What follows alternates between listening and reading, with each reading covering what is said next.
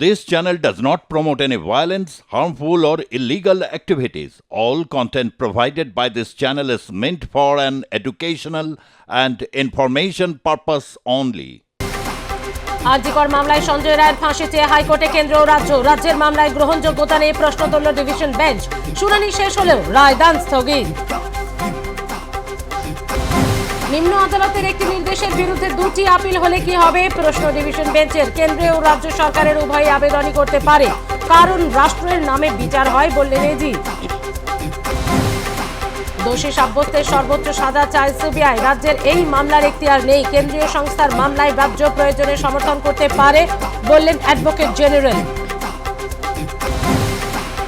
মামলার পুরো record CBI এর কাছে আছে, রাজ্যের কাছে মামলার কোনো রেকর্ডই নেই। হাইকোর্টে রাজ্যকে তদন্ত করার অনুমোদন দেয়নি বললেন সিবিআই এর আইনজীবী। যারা যারা এই ঘটনার সঙ্গে যুক্ত তাদের প্রত্যেককেই তদন্তের আওতায় আনতে হবে। মেয়ে যাতে বিচার পায় এমন সবকিছুকেই সমর্থন করি, আদালতে বললেন নির্যাতিতার বাবা। বিতর্কের মধ্যে ওয়াকফ বিলের খসড়া অনুমোদন করল যৌথ সংসদীয় কমিটি। 14টি সংশোধন সহ গৃহীত হল খসড়া বিল। বিরোধীদের আনা সব প্রস্তাব খারিজ। বালি ব্রিজের কাজ শেষ, 100 ঘন্টা পার করে অবশেষে স্বাভাবিকের পথে ট্রেন চলাচল। বালি ব্রিজের যান চলাচলও স্বাভাবিক।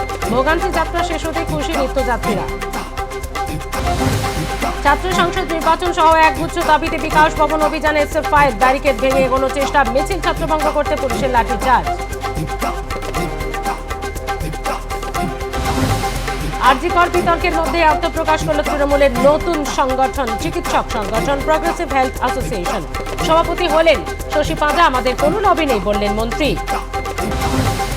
জুলাই রইল 26,000 চাকরি প্রার্থীদের ভাগ্য। সোমবারও শেষ হল না SSC মামলার শুনানি। পরবর্তী শুনানি 10 ফেব্রুয়ারি। ওই দিনই শুনানি শেষ করতে চান প্রধান বিচারপতি সঞ্জীব খান্না। ঢাকায় কলেজ পড়ুয়াদের হাতে আক্রান্ত সমন্বয়ক হাসনাত আব্দুল্লাহ। পড়ুয়াদের চড় থাপ্পড় খেয়ে ঢাকা বিশ্ববিদ্যালয়ের ক্যাম্পাস থেকে দৌড়ে পালালেন হাসনাত।